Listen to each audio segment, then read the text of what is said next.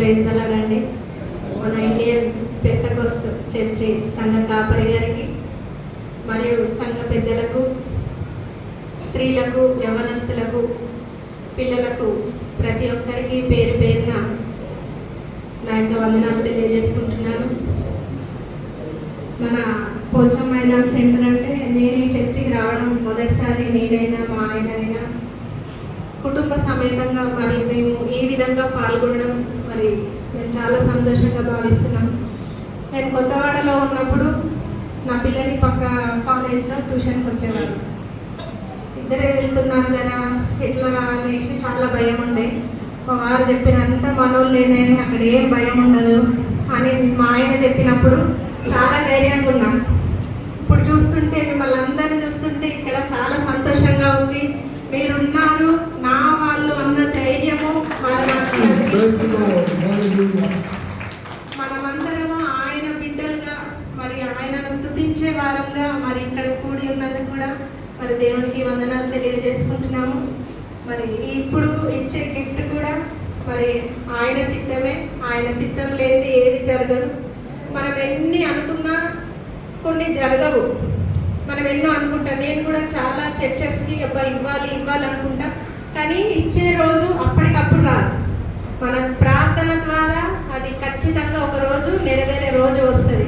నేను కూడా మన క్రిస్టియన్ కాలనీ నా తల్లి సంఘం అది నా చిన్నతనంలోనే అనుకున్నా. ఒక వెండి పళ్ళెము, ద్రాక్షరసం పోయడానికి పూజ ఒకటి ఇవ్వాలి అని నా చిన్నతనంలోనే అనుకున్నా. పెళ్ళైన తర్వాత పైడిపల్లి సంఘానికి ఇచ్చిన, రంగంపేట సంఘానికి ఇచ్చిన, నా చర్చికి మాత్రం నేను ఇవ్వలేకపోయినా.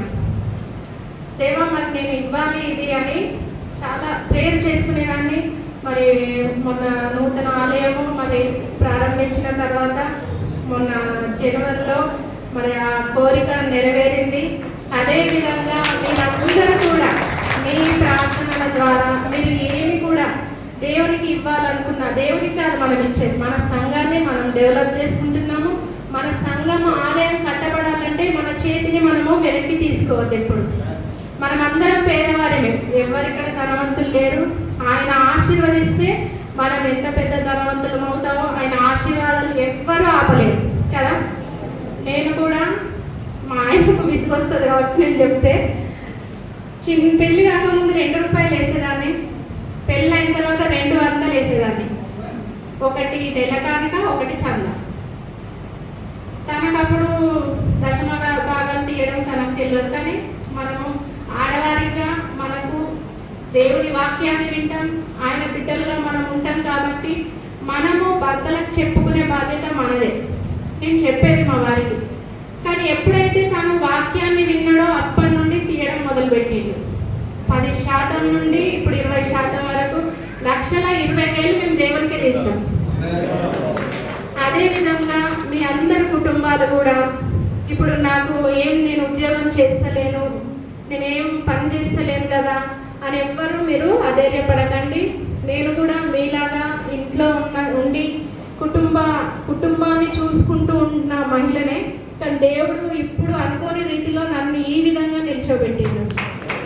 ఇదే ఆశీర్వాదాలు మీ కుటుంబాలపై కూడా ఉంటాయని నేను మనస్ఫూర్తిగా కోరుకుంటున్నాను.